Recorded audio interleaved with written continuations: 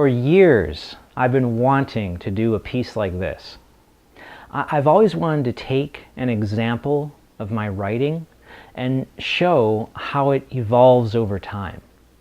Save multiple drafts of a chapter or a paragraph and use it to illustrate my own creative process of reworking and editing something. Now, I've finally done it. So, this is a little story about the evolutionary process of my writing. This shows how you write something that's pretty good, but you know it can be better. When you struggle to tweak your writing and get it just right so the punch is a little stronger.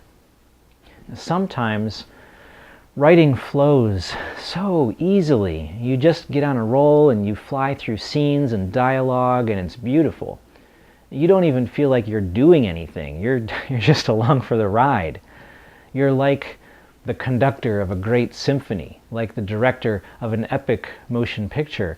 All you're doing is keeping things organized. All the characters in front of you are the ones doing all the work. Other times, discovering the overall arc and tone is a grind. It's a struggle. That's when you start to question if you're listening properly. Are you on the right path? Are you paying attention to what your characters are telling you? Maybe you're not following what the story is trying to say, or worse yet, maybe you're not the one meant to tell it. Writing is always joyous, but that doesn't mean it's always easy. Even the greatest of passionate love affairs demand a diligent effort. Finally, after all the symphonic themes of the overall masterpiece have been composed, you also have the smallest of notes in the form of single paragraphs, lone sentences that you just need to get perfect. A few months ago, I wrote an article about my novel, The Gothic Rainbow, and I wanted to have a very powerful ending to a paragraph describing the book.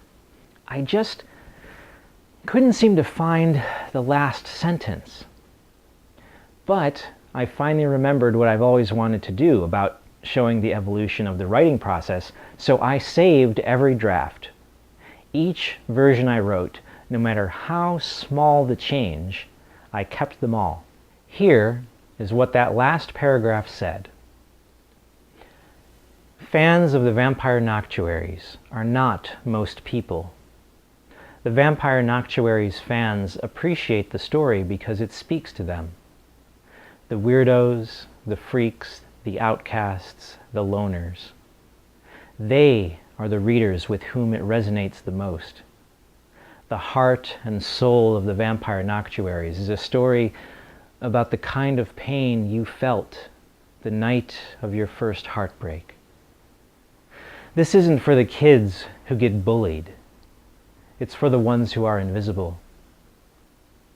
This isn't for the kids who cut themselves. It's for the ones who know what the barrel tastes like. This isn't for the kids who want someone to talk to. It's for the ones who have never spoken of what happened that night.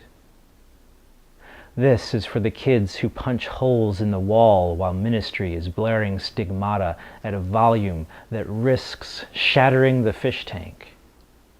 Teen angst is for sissies. This is for those sick with a depression so thick it turns your very marrow to black, and a rage turning it into ash.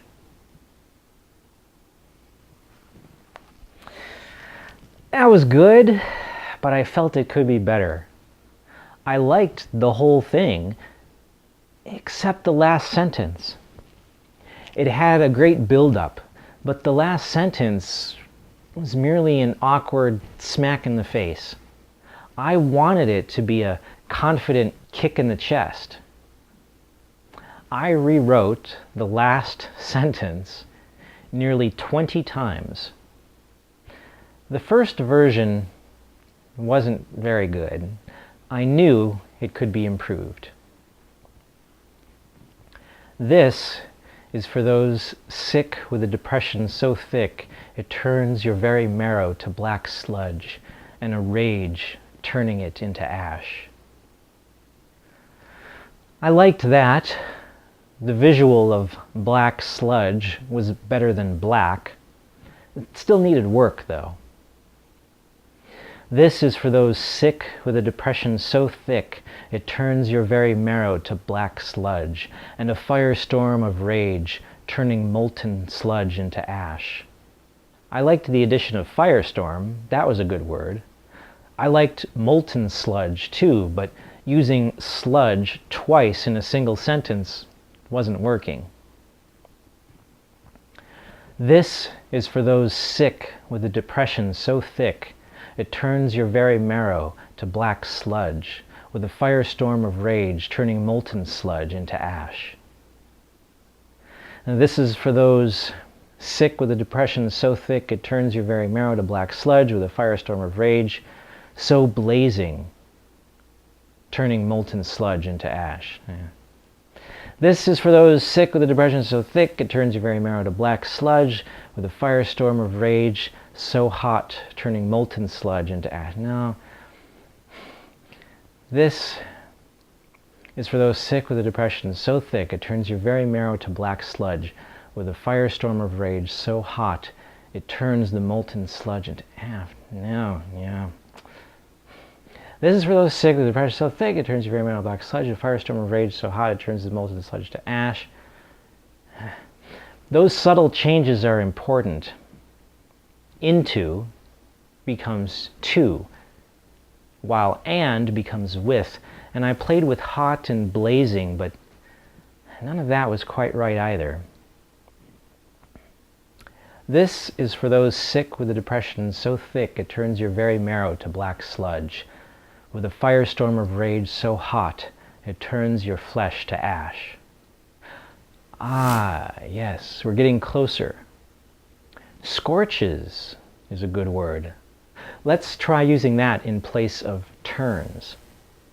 This is for those sick with a depression so thick it turns your very marrow to black sludge, with a firestorm of rage so hot it scorches your flesh to ash. This is for those sick with a depression so thick it turns your very marrow to black sludge, with a firestorm of rage so hot it scorches your very flesh to ash. This is for those sick with a depression so thick it poisons your very marrow to black sludge, with a firestorm of rage so hot it scorches your very flesh to ash. Wait. The visual isn't black sludge. It's supposed to be more precise. Sewage. Now we're really close. This is for those sick with a depression so thick it poisons your very marrow to sewage, with a firestorm of rage so hot it scorches your very flesh to ash. Now, that sounds great, but firestorm and hot and scorches all in a single sentence feel redundant. What else could I do with one of those words? How about mixing up the meaning of the words? The words hot and scorches both cover the sense of touch. What if I use some poetic license and replace hot with an auditory adjective to modify the tactile visual? This is for those sick with a depression so thick it poisons your very marrow to sewage, with a firestorm of rage so deafening it scorches your very flesh to ash. Ha, that's it. Logically, so deafening it scorches your very flesh doesn't make any sense. But as poetry, it is easily understood. Finally, the word ash isn't correct. It's not working for me. That word has been in every iteration, but it just feels wrong. Now, what should it be? This is for those sick with a depression so thick it poisons your very marrow to sewage, with a firestorm of rage so deafening it scorches your very flesh to cinders. Yes, that's it. Perfect. This is for those sick with a depression so thick it poisons your very marrow to sewage, with a firestorm of rage so deafening it scorches your very flesh to cinders. That's beautiful. Compare that to the original. This is for those sick with a depression so thick it turns your very marrow to black, and a rage turning it into ash. That sentence was passable, but now it sounds pretty weak. Finally, closer and closer, one word at a time, until I found each word that happened to be wrong. The evolution was slow going, but in the end, the sentence became far more clear and sensible. Obviously, you don't always need to write flowery, poetic prose. His face was graven, and the shadows made it seem as if deep bags were dusted beneath his eyes when he said, "You need to sit down for this." Do you really need that all the time? He said, "You need to sit down for this." Sometimes that's all you need. Keep it simple. Writing is very much like music. Things do not ride at a crescendo the whole time. Sometimes you need to bring it down, make it quiet, keep it soft, gentle. Imagine if a movie score was epic and sweeping and loud for the entire film. That wouldn't make any sense, would it?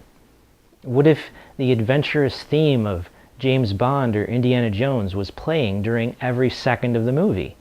That would have been terrible. In movies, the music must fit with the emotional tone of the story. In novels, the words must fit with the emotional tone of the story. I wanted the tone of my paragraph to rise and rise, but at the end, it couldn't burst into a crescendo. It had to drop back down and then burst. That's why I made the final sentence so long. You notice preceding sentences had been far shorter, punchy, brisk, crisp. You think the pace is going to quicken. Instead, it resets with a nice roundhouse to your ribs. And that sticks. And you know what? Maybe you disagree. While I'm waxing philosophical in my approach, you might come up with your own pretentious analysis to contradict me.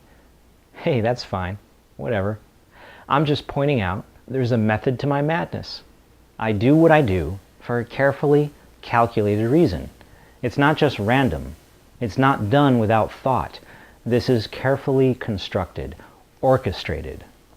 While you may disagree with my methods, you can recognize a method is evident. Obviously, I don't do this all the time. I don't spend the effort to rewrite every single sentence in a story or an essay a dozen times. However, there are moments when it's important to tweak something and get it just right. As I said at the beginning, this is a small example of something I have always wanted to illustrate.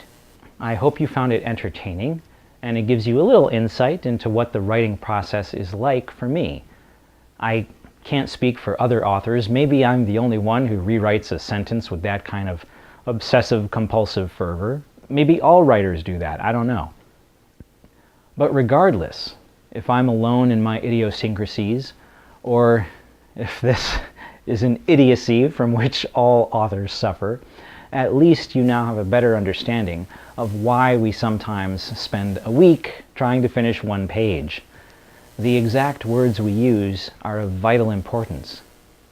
As Mark Twain so famously said, the difference between the right word and the almost right word is the difference between lightning and the lightning bug. Thank you so much for watching, and until next time, keep speaking English, America.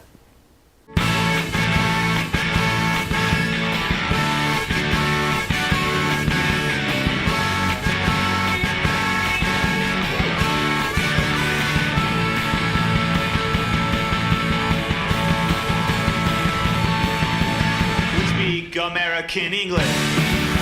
We speak American English. Yeah, 20,000 words of the same shit. Freedom's all you gotta put up with. We speak American English. We speak American English. Yeah, and fuck it if you don't understand us. I can barely understand.